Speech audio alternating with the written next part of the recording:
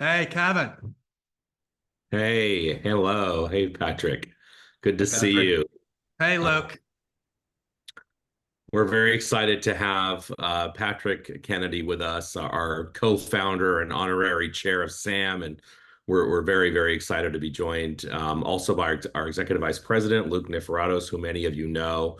I'm just so proud of our whole team. They've done such incredible work since that day that we launched SAM. Patrick, it seems, I don't know, in some ways it seems like a very long time ago, and in some ways it seems like yesterday on that cold Denver morning at the Denver Press Club. But Yeah, it's but just one. remember, we went to Hawaii with the Mahalo mug. That's right, we did, and that was our one of our first. It was Vermont, where we were told incorrectly by the then governor that he wouldn't legalize marijuana, and then Hawaii, which is one of the few, but we're very proud Democratic states that has not legalized marijuana. They're very against it there in the legislature. So maybe we planted a little tiny seed, perhaps that had to do with that. But we're just so excited to have so many people on, and also to really talk about your book, Patrick. And if I wasn't, I was very excited to be on for this. Unfortunately, I'm running to a flight for a funeral of my 101-year-old grandfather-in-law who lived an incredibly full and enriching life. So I have to go pick my daughter up at school and then run over to the airport. But this book is just an incredible book for those of you that haven't read it. And why I think it's so special is, we know that there are at least 20 to 30 million people in recovery from substance use disorder in our country, and at least 40 million plus people in recovery from mental health disorders in our country. It's more than that. And yet, there is this notion underlying a lot of our policies, whether it's, sort of healthcare policies or other public drug policies or public policies, that, recovery is elusive, that it's not real. And, that many tens of millions of people obviously counter that. But I think often in this country, stories mean a lot more than numbers. And, some of I love to, one quote that I like to use is one that believe it or not, from Joseph Stalin, when he said that the death of 10,000 soldiers is a mere statistic, but the death of one is an absolute tragedy. And, stories and hearing people's stories are so important. In fact, it's something that the legalization movement has done quite well, by finding the one or two people they can find who ever served any kind of time, for example, in prison for marijuana, and sort of making that as if that's the norm rather than the exception. Or with medical marijuana, it's the same thing, sort of using some of the very exceptional outlying stories as if it's everybody's experience. And they've done that quite well. And I don't think that we've done that as well, in terms of really harnessing the power of story. And that's why this book, Profiles of Mental Health Courage, which obviously takes the term from your uncle, Patrick, why I think it's so important to highlight these stories of real people that people can relate to. So we're very excited about it. Before we get into the interview, for those of people who are on that are, more new, and we do have some new folks on, I'm going to turn it over to Luke, who's going to also conduct the interview, and I'm very excited to hear that afterwards. But first, to talk a little bit just about Sam, and kind of just a little of a recap in these couple of minutes we have before 10 minutes past the hour that we start the interview. So, Luke, I'll turn over to you, Yeah. and I'll Kevin, let you. sorry for your family's loss. My condolences, and look forward to catching up with you later. I know you got to jump and head to the airport. Absolutely. Thank you, Patrick. It means a lot. Thanks, everybody. Thanks, Luke. Over to you. Thank you, Kevin. Thank you. Hi, everyone. And Patrick, I'm really looking forward to this. I finished your book a few weeks ago, so the content is fresh on my mind. I've got your book marked up on my Kindle, and so anyway, looking forward to the discussion. But before we get into that, as Kevin said, thank you all for joining us. We do have a lot of new people. I'm going to quickly just run through a couple of slides just to summarize what SAM is about, some of our achievements, just so you kind of know where we're coming from. So give me 1 second here while I do that.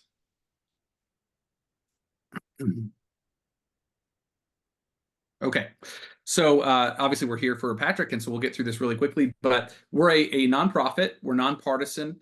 Our mission is to educate the public and decision makers on the science of today's marijuana, and particularly from a health-first perspective versus what we see out there, utilitarian concepts and notions of profit to offset the harm. We don't look at it like that. Human life is infinitely more valuable and worth protecting. So we have two organizations, SAM, which we've just talked about, and SAM Action, our partner organization, which is a 501c4 and does our lobbying and advocacy work. And as I mentioned, we're nonpartisan. We have a science advisory board of people from Harvard, Princeton, and Yale who they are doing the research on marijuana today. They are the experts on marijuana, and they review all of our information that we put out, all of our educational materials.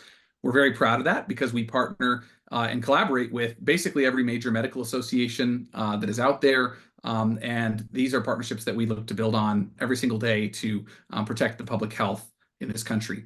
We also partner with a lot of other folks. Many of you are represented by these groups here today on this Zoom, but people in law enforcement, prevention, treatment, every kind of arena of public health and safety.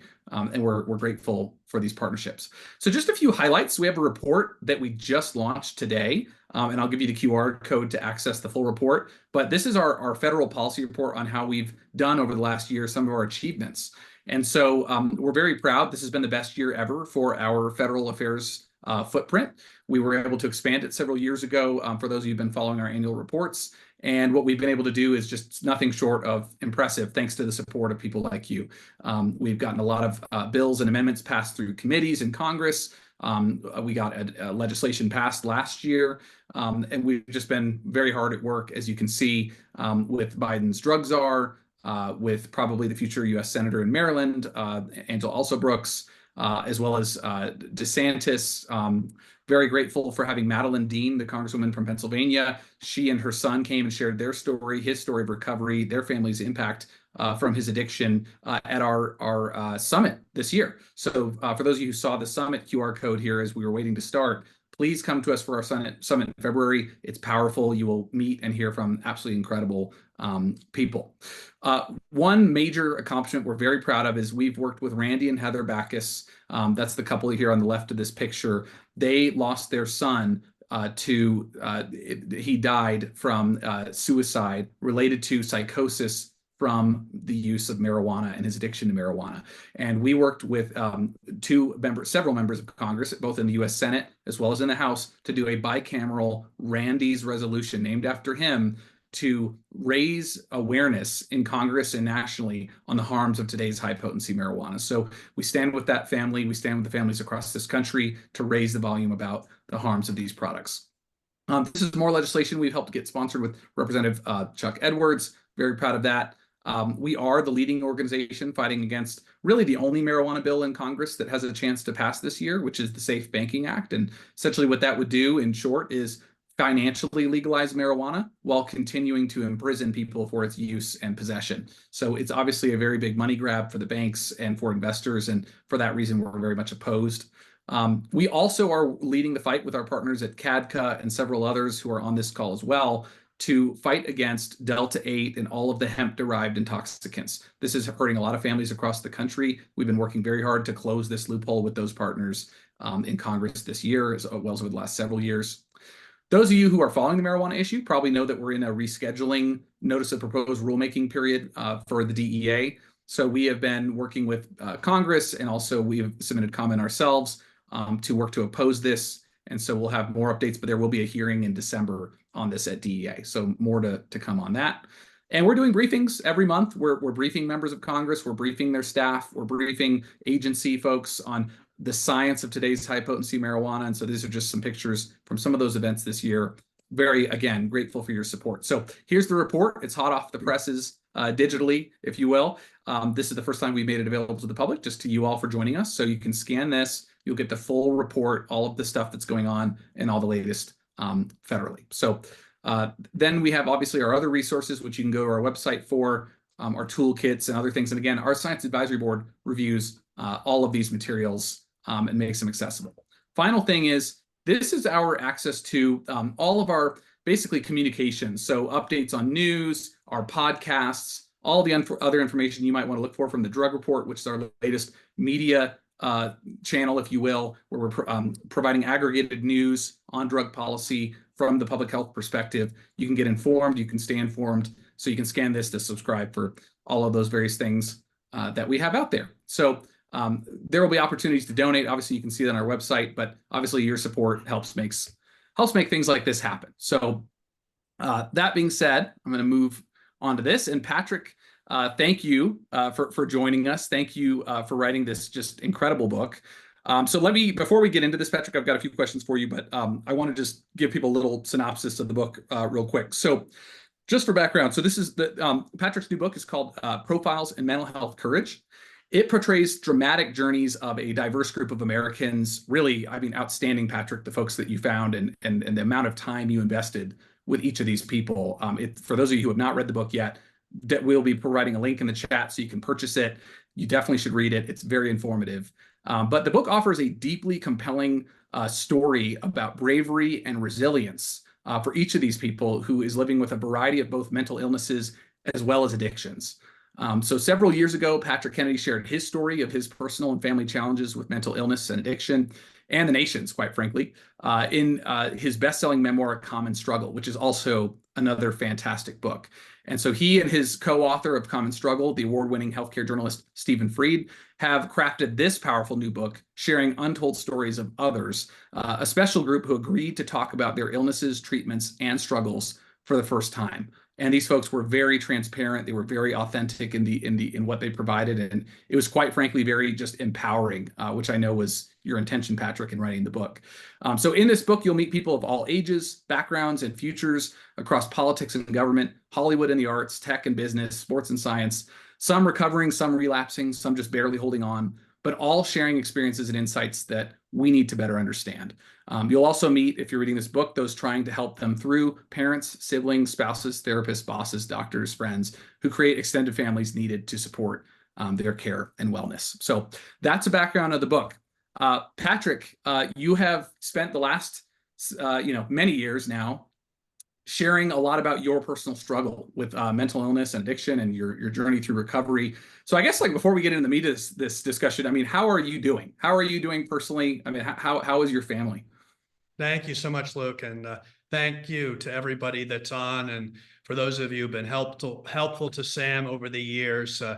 We need an organization that's science-based. It's hard to get things that are science-based in this world of disinformation, but it serves such an important role in helping to educate policymakers about the real potency of the new marijuana and the commercial interest behind it. So just real brief context: my late father, Senator Edward Kennedy, led the charge against big tobacco, 30 years ago, along with Henry Waxman and a supermajority of Democrats, because we were on the side of public health. We believed that corporations that make money off of the public health of the American people need to pay and be held accountable. And it's so ironic that today, we're facing the same challenge, especially after the fact that we've been through Purdue Pharma's example, once again showing how the profit motive supersedes any public health kind of effect. So to answer your question, so I'm a person in long-term recovery, which means for me that I've not had to drink or drug or take any mood or mind-altering substances since February 22nd, 2011. I have battled addiction my whole life. First went to treatment at the age of 17.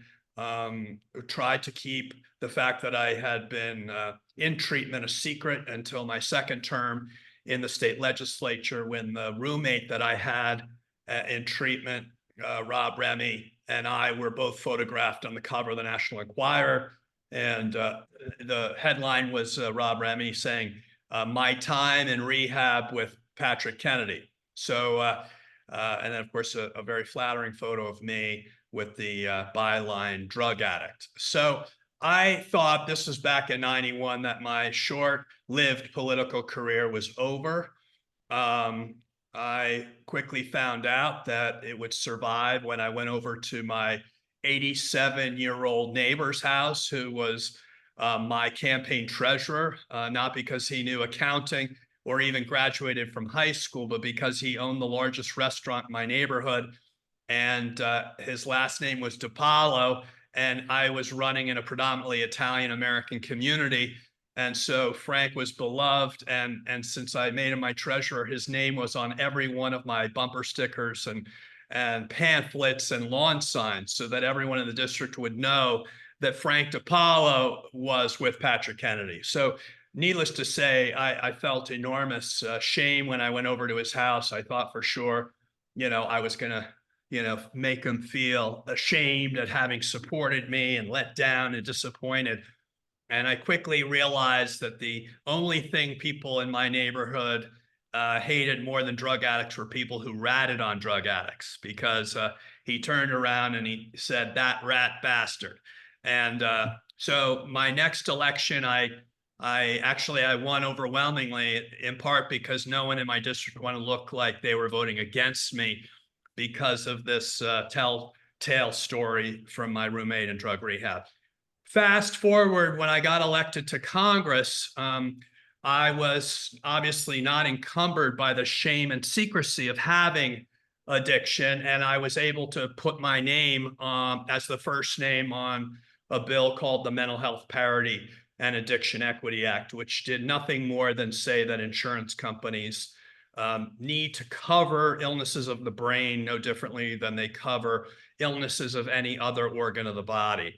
And needless to say, I got to be the first signature on that, even though I was the youngest member of Congress from the smallest state in the country, because none of my colleagues wanted to put their name as first on a bill that had the words mental in it and addiction in it. So I assume, as I later found out, lots of my colleagues also suffered from these illnesses, but they didn't want to get asked by the press about that or their family's experience. So for that reason, I got the dubious honor of being the primary sponsor, which basically means I got it by default because no one else wanted to put their John Hancock on it. So when I say my prayers and of gratitude every night, I thank God for my spouse, my 5 kids, the life I have today, all because of sobriety. But I also thank God for Rob Remy, because that moment where I was thinking it was the end of the world was actually the beginning of a whole purpose-driven life for me in being able to fight for people with addiction and mental illness, none the least of which were people in my own family who, growing up, I was able to see suffer. My mother, most notably, her mother having died at 61 of alcoholism, her sister having suffered from alcoholism, a ton of my cousins on both sides of my family having suffered, including my father, who was also obviously poster child for post-traumatic stress after having witnessed the murder of 2 of his brothers and countless other tragedies. So the notion that I got to be part of really a movement to end the separate and unequal treatment of those with brain illnesses vis-a-vis those with other illnesses was something that I fell into. And I feel really blessed because my family had been on the side of social justice, expanding the circle of opportunity for more and more Americans. My uncle, President Kennedy, was the first president to speak about civil rights, and my dad, voting rights, and so forth. So I felt like, in keeping with that tradition of trying to fight for Americans that had been denied access to the American dream for no other reason, frankly, than our bias against people with these illnesses, such that we discriminated against them because we believed that it was their fault that they were in the situation they were in. When I can tell you, both from my own experience and from those that I've seen, that no one wakes up in any given day and tries to alienate their family, piss off all their friends, jeopardize their legal status by getting arrested, certainly run the risk of killing themselves and someone else. This is not what human beings making sound decisions would ever decide to do. We all want to be loved. We want to be connected. We want to have friends. We want to be part of. And everything about these illnesses isolates and alienates people. And so to have had the chance to try to repair that breach through this legislation, which is really about, insurance coverage, but more broadly with the work that, we're doing together at SAM, and which we've done through the Alignment for Progress, I just feel so grateful to be in recovery. And my goal, because I see so many of my fellows struggle, is, we have an obligation to try to not only get people the treatment they need and get that paid for, which, by the way, is not easy because we don't have enough people to treat the existing population that has this need. But the last thing we should be doing is adding gasoline to the fire by allowing the alcohol industry to market all these hard sodas and hard lemonades and everything, hard iced teas, but the new big tobacco industry of marijuana to be marketing, vapes and edibles and, elixirs. It just seems to me, in the midst of a major public health crisis, it seems so contradictory if we say that we care about this crisis, that our children have to run the gauntlet of advertisements on sports betting and, which is accelerating gambling addiction. So my focus on marijuana is part of a broader kind of public health approach. We can't pay for treatment to get our way out of this. We also have to invest in prevention. And we can never compete, Luke, with the money on the corporate side that will convince the American public that this is harmless, because the public does not have enough money to combat the advertising that the new big tobacco has to push their product on people that are unwittingly thinking that it's harmless, and which many young people will find is actually very self-soothing, especially with our young people suffering from so many depression and anxieties and so forth, that where this in the short term can actually be a relief to people, which is the problem, because then they become physically addicted. And those who, like me, have a predisposition to addiction, certainly they're really highest risk. So sorry for the long answer. Yeah, I couldn't agree with you more. And you made a lot of great comments there. And I think what I most appreciated is, you said you kind of fell into this by default because you're the one person willing to throw your hat into the ring on this legislation. And I think that, this book really reflects your continued commitment to people who otherwise, the vast majority of society and a lot of leaders, even today, even with all the progress we've made, people don't want to associate themselves too closely because of how messy addiction and mental illness can be, how messy treatment can be, how hard it can be, how it involves so many layers of family and friends and support systems. And so one thing I really appreciate about you, Patrick, is that for you, it wasn't just a policy fight and a PR battle. For you, this is something you've made a lifelong pursuit, and you actually care about the people who are impacted by this every day. And I think that's just so rare. And that's why I think it's a treat to have for everyone here watching to be able to hear from somebody who's used his platform to actually care. And so on that note, if you don't mind, I want to read an excerpt from your book, Patrick, because I think it gets at this point. So in the chapter about Naya, so chapter 9, so she talks about how, she grew up in a home where, her parents were married. They divorced. So I'm going to pick up here, page 211. Her parents had joint custody, and for years, Naya hoped there was something she could do to bring them back together. This hope fueled her drive to do well in school, which had its advantages, high grades and achievement, but came at the cost of endless pressure and self-criticism. Her parents never had to pressure her to do well academically. She was already pressuring herself so much. She was always trying to ensure that her parents, especially her father, were proud of her. She had frequent meltdowns over her desire to be a good daughter. I told her, and this is you speaking in first person, I told her I knew a little bit about that from my own relationship with my dad. The self-criticism felt like the only way to control my environment. I remember cheating on tests I was already going to do well on. because I needed to score 100 to feel okay about myself. And she agreed with that. So I think that, what this brings out is, you're talking to people about what they've been through, but then you're bringing your own experience and you're being authentic also. So and I think that's what's required for this crisis, is being able to say, we're all going to be vulnerable. We're going to be vulnerable with each other, and we're going to, remove the stigma from all of us talking about the things that we deal with. And I think you're taking the step forward and saying, I'm going to do that, and I'm going to do that alongside others who are willing to do it with me to create change. I was curious, this wasn't the only very authentic conversation you had in this book. You had many, many other interesting details and stories shared. Was that hard for you? Was that hard for you to have these conversations? And what did you feel? Why did you feel that was needed to bring that out into this narrative? The hard thing is putting up with the BS in life, where people just have small talk and don't really communicate. That's the hard thing.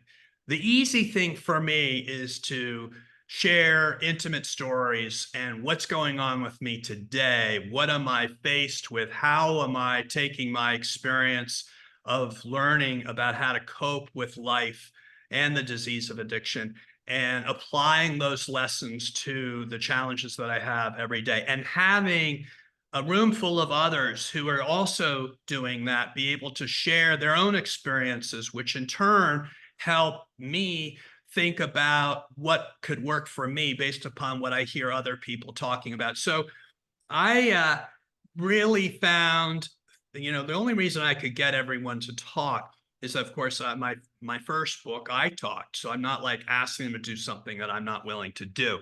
I also obviously was able to share while I'm listening to their story, and my co-author, Stephen Fried, who, by the way, is brilliant, a professor of journalism at Columbia. Just so everybody knows that this book is well written. I'm not going to take full credit for that. I will take credit for the interviews and the fact that people who participated said yes, because I said, I am working, because they knew of my advocacy, to try to reduce the suffering of others. And to a person they want to help, which, going back to the other point you made, I'm not being generous and self-sacrificing and selfless taking on this fight, Luke. I look at it as a very selfish endeavor, because by me answering all those calls I get every week from friends, family, and colleagues, can you help my loved one get into treatment? Well, who's the best doctor for this? How do I deal with this? That relieves me of my own self-centered, thinking, where all I'm doing is worried about getting what I want or losing what I have. I mean, that is not a way to live. And yet that, frankly, is kind of our culture, and frankly, what I have to get relief from. The best way for me to get relief from that is to focus on other people's challenges and try to be of assistance to them, because guess what? It makes me feel good. So, it's very The win-win. That's fair enough. It's a win-win. It's a win-win. Yeah. So, towards the end of the book, you mentioned you had a really big reveal of somebody that, was very kind of publicly known, that was going to share their story, and then at the last minute changed their mind as this book was maybe about to go to print or very close to that. And you talk about kind of the impact that had on you, and kind of the state of still that there's stigma in society around this. I was curious, you could share a little bit more about that, your surprise there, and what you think that kind of indicates about continuing to advance what we're trying to advance here. Well, the reason I got people to participate so candidly is I told them at the 11th hour they could pull back. And because I'm a public figure and they know, I could assure them that my goal in this was honorable, and they got that. So they were very forthcoming. It didn't hurt that President Kennedy was my uncle, and that he had the famous admonition to ask not what your country could do for you, but what you can do for your country. And they felt in sharing their story that they were helping others. But to the point, I went through a ton of interviews. 12 were left that I could actually put in the book, because others just pulled back. I mean, it was difficult to get people to be so forthcoming. And I didn't put stories in where people like hedged the truth and self-edited and whitewashed. No, you definitely did not. because that's what I was after, is as much of an effort to get the authentic story of what it's really like day to day interpersonal relationships to cope in this life. And because I think, Luke, we hear all these statistics, we hear really, only narratives which have an advocacy bias to them. People are only telling enough to make the point. This is not got, it doesn't have any advocacy embedded in it. I am not trying to make any policy points here. I'm just telling these people's stories. Now, in the back of the book, I too have a QR code to a much broader policy agenda where we kind of call for, like ONDCP, a national strategy for both addiction and mental health that would then align every federal agency, from housing to criminal justice to labor to education to healthcare, all towards a common goal, like getting the people and living on our streets and in our jails out and into supportive housing where they can have lives of dignity and get supported in their community. So, but I was able to deal with this. Now, at the very end, there was one person who, frankly, like a Fortune 10 CEO. That was the impression I got, yeah, from how you wrote it. Yeah. Someone that everybody, and it would have been, and frankly, I did not, he was the only one I made the agreement with, that I was not going to force him to go totally triple X like I had everybody else. Like I said, you don't have to go the full Monty here. It's important enough if you're able to disclose anything. And at the end of the day, he just couldn't. He's still on a major career track, and but in the last year, Luke, I have gotten called from an anchor of a major network that everybody knows, whose child was in an emergency room in New York City for suicide ideation, and they did not know what to do. And they had done an interview of me years before. They had my cell phone, because I hadn't changed it, in their phone, and they couldn't think of who else to call in that moment than me. And the irony is, of course, I knew just who they needed to talk to. I knew how to get the child out. I knew who to, and I have to do that every day. So then I got, several months ago, I got called by the father of a executive at Goldman Sachs who's suffering from terrible addiction, but still super successful, right? His personal life falling apart, but he's managing, because he's got talents in the business world to continue to, and there's a lot of people, just to correct the notion, who are very successful in life, but are still suffering the profound challenges of addiction. And of course, when I was in Congress, and frankly, after I left Congress, because when I left Congress, I felt my kind of life was over. I was no longer had a big title. I didn't have, everything. And I felt terrible, because I felt like a loser. So I went to recovery. I focused myself on 12-step recovery. And by the way, I can say I'm in 12-step recovery without betraying the 11th tradition to those who are amongst your 100 participants right now who may be in recovery, who are wondering, can they maintain their anonymity? I'm here to tell you, you can maintain your anonymity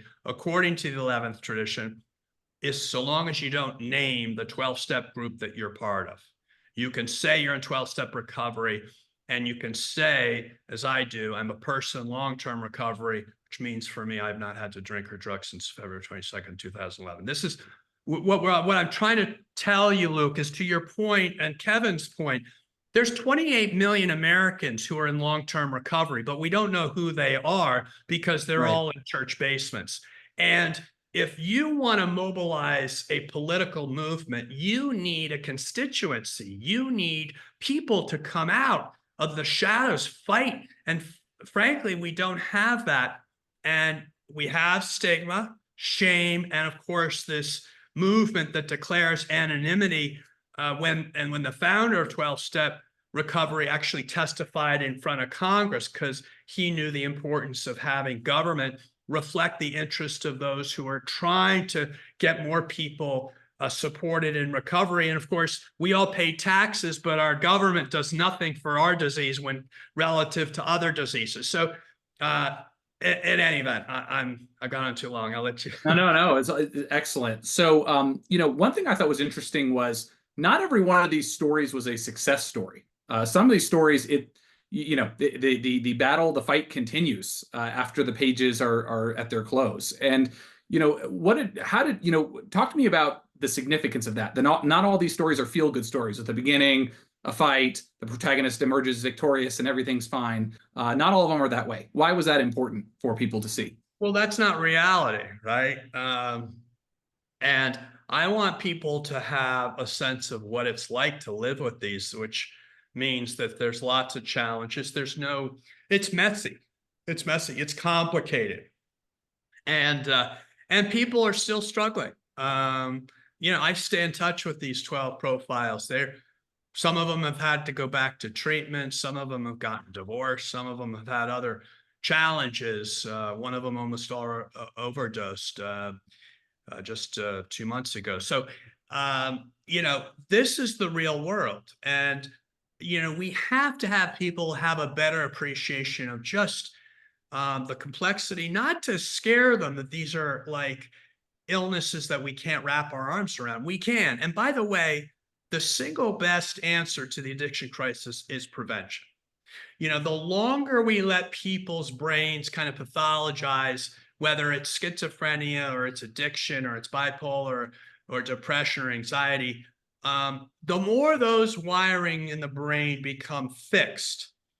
And it's harder to rewire the brain to another way of thinking, another way of living, if you are repeating those old behaviors throughout your life. So part of recovery is to try to break the cycle of the way you think so that you begin to think in a different way. That's cognitive behavioral therapy, which is basically, how do I act my way into a different way of thinking rather than think my way into a new way of acting? And needless to say, we have tools. Part of the story with all of these is that those tools are not widely practiced. 60% of the behavioral health community does not practice evidence-based therapy. Like, we have most of our therapists are general, theoretical degrees. They don't have a special knowledge of eating disorders or a special knowledge of, complex grief or depression or trauma or anxiety and so forth. And so a lot of people don't feel like these issues can be tackled, principally because they don't see success stories. And the real challenge for us when we take people out of the shadows is to show them people do recover. And what we need to do is have higher expectations for those when they go to treatment to be able to recover, because we use those interventions that work. And so at the Kennedy Forum, we have a national strategy. 90% of Americans screened, like cancer and cardiovascular disease. 90% of Americans get evidence-based treatment, which shouldn't be a big ask, which we expect from other diseases. And 90% are supported in their recovery, which you should expect from any chronic illness. That's our 10-year goal. If you look at the number of Americans today who get screened, who get evidence-based treatment, certainly none of them get any meaningful recovery supports. We're under 20%. And that would be generous. So the bottom line is we have so far to go. And what I love about the partnership with Sam is, we have to track this on several tracks. And for me, advocating for mental health and addiction treatment is consistent with trying to keep these addiction for-profit industries from taking more of our fellows hostage, because that's what they're doing. They're picking people out amongst us who are vulnerable and taking them hostage. And And to I'm going to live, jump in right there because there's a great excerpt from your book I had highlighted. I want to share just to highlight what you're saying. So it's something I've heard you talk about before. What General Hugh Shelton told you about mental health care for the Green Berets, and this is from page 231 of your book. You say he said that the special ops had the best mental health care of any other branch of the service. Quote, we don't look at mental health care as a safety net, he said. We look at it as a force multiplier. So this is something that is a weapon in the arsenal. That's what our armed forces see this as, something that is a weapon in the arsenal. And if we had that approach, 90% that's nothing. That's something we should be doing overnight if we looked at it that way. oh my God, I just loved it because the Green Berets, you say to yourself, those guys don't need mental health. And yet, what they've got and the mental health that they are offering is to help our Green Berets not have intrusive thoughts and counterproductive thinking patterns when they're going into battle. They can't be going in to take out Osama bin Laden and be worried about, what's going on back at home with their family or this or that. And their actual skills to be able, when we all have racing thoughts and intrusive thoughts, to deal with those, and stop them, and then reimagine the thinking so that you can focus on what's at hand.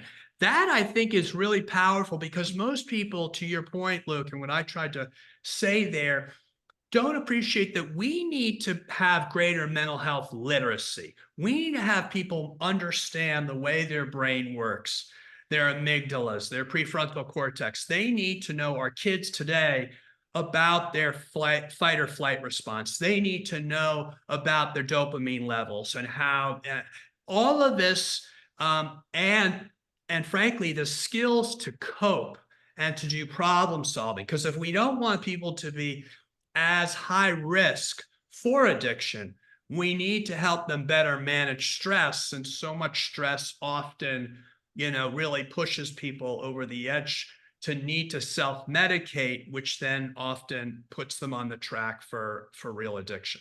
Yeah, it's funny you mentioned amygdala and development, and you just reminded me. So a few months ago, you met my former professional mentor, Philip Heath, the CEO of Samaritan Health in New Jersey.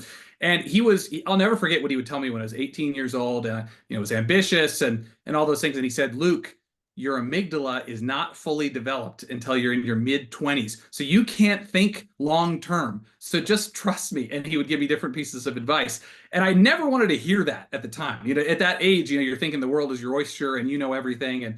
And how little did I know, looking back on it now. But that is so true. With your amygdala, for our young people, they're not able to think medium and long term about their decisions. And I think that's where what you're talking about with prevention is just so key. If we can prevent these illnesses before they start, particularly with addiction, that's where then when you go into a place where you're not coming from a place of stigma, where you understand the priority and the emphasis needed for prevention, for screening, as you've talked about, then the policy runs downstream of that. This doesn't make sense to have sports betting lines on every TV screen in this country. This doesn't make sense to have vapes and elixirs and whatever else laced with high potency marijuana and other drugs available on every street corner, because that doesn't inform an evidence-based approach to protecting the health and wellness of our next generation. And I think that's kind of what you're getting at. Yeah. Well, I took my 5 kids when we in my town were considering zoning for pot shop, and I had my kids down there. We obviously testified in opposition to that. We were fortunate to stop it in our town, but having kids and me basically making the point, I'm here to make sure they don't have to walk by these pot shops. Now, there's no making sure that this is not going to be in their lives and they're not going to have access, but I don't want it in their face. As far as I can help it, I got to do what I can do to minimize their exposure and their sense that there's some normalcy to being able to, really put themselves at risk and jeopardy. Because, as I said, by this hostage notion, I mean, literally the most productive years of people's lives or be taken hostage. We say in recovery, we shall not regret the past nor wish to shut the door on it, because it can be instructive to others. Our experience can tell them that someone else went through what they're going through and made it out the other side. But I can tell you, there are so many people in this life who lose so much of their life. We think of life and mortality as length of years. We often don't take into account the quality of life and the experience of life, which, if you basically looked at how the disease of addiction and mental illness can simply steal people, years out of people's lives through disability adjusted life years. A lot of people may live physically long lives, but really, living wise, their lives are much shorter in terms of their ability to live their full optimal lives. And so I don't think it's funny how our society doesn't measure that, because it really is about years getting stolen right from out of your lives. And at the time when our kids could go in different directions, and this thing could be, we would never not protect, like we do our soldiers, from oncoming fire. We would not Right. let the enemy come in, grab Americans, take them hostage as prisoners. And that's what corporate addiction for profit does. They go in, they pick off those Americans with high risk for addiction, and, by the way, psychosis, because we know this precipitates psychosis. And we just look the other way. If this were some other kind of thing that did that, just took out 115,000 lives a year, another 50,000 to suicide, another 350,000 from alcohol use disorder. And, by the way, the sports betting, the correlation between gambling addiction and suicide is the highest correlation of any diagnosis with suicide. And I think that's really important for people to know. That's a very important detail. But anyway, so that's my philosophy in all of this. Great. I tell everybody, you know what, I was the real proponent for drug courts, mental health courts, veterans courts. I'm for setting up these psychiatric urgent cares where people can come get treatment rather than go straight to jail. Like, I'm for a public health model, and I'm for treating these illnesses as illnesses, not as criminal issues. But when you have people literally put other people's lives in jeopardy through their promotion of intoxicants that can literally lead to all kinds of death and destruction, it seems to me those things you've got to enforce a law against, because I don't know if I'm happy with our ability to just throw up our hands and say there's nothing we can do to protect those people. And so, I think we should do everything we can to make sure people never get incarcerated for their disease. And I've frankly done and been in the fight for that. And for all the people that are big talkers about trying to get people out of jail, I've never seen them. And I've been at every major effort in the last 20 years to promote alternatives to sentencing. None of the people I see as spokespeople out there were at any of the meetings I was at. So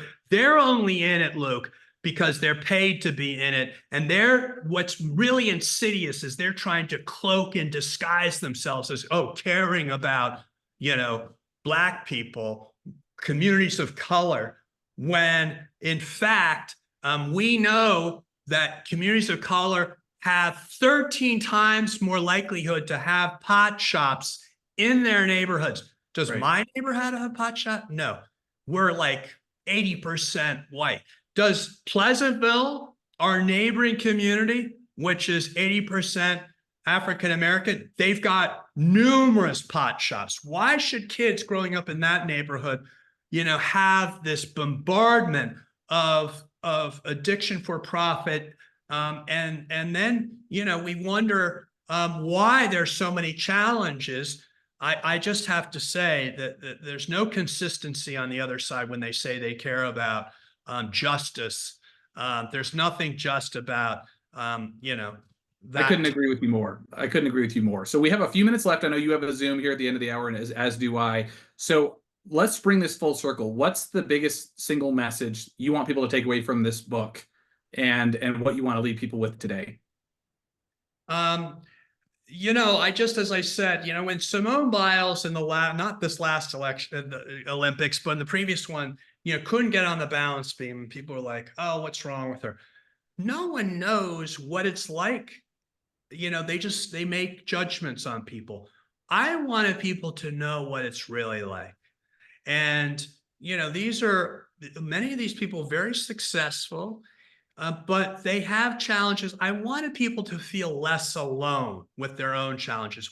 One of the worst things about these illnesses is we self-impose this isolation because we think we're unique, that we're a failure, that what we're going through is only what we know. And we don't know that we're actually going through the kind of life issues that every human being goes through. And then, of course, they have the underlying additional challenge of a brain illness, of addiction. So it's just to hopefully make sure people don't feel as alone. And it's really in the details. You can't just say that. That's nice to say. When people read the details, the specific day-to-day challenges people face, they get a much more intimate understanding that they are not alone. That was my goal in all of this.